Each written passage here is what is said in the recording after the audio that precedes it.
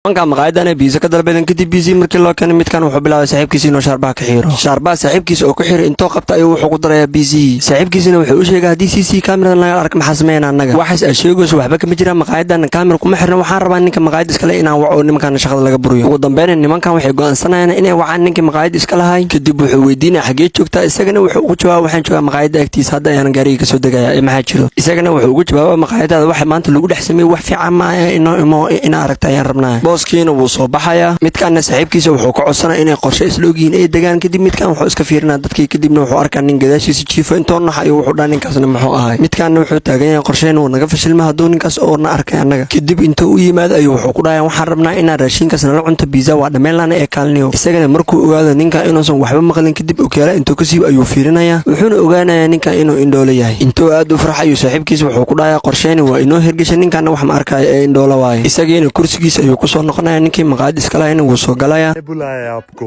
जी बताएं क्या मसला बन गया है। साहब जी हमने पिज्जा ऑर्डर किया और इसमें इतने बाल गिरे हुए हैं। क्या तमाशा लगाया हुआ है तुमने। मुझे अपना किचन विजिट कराओ। आइए।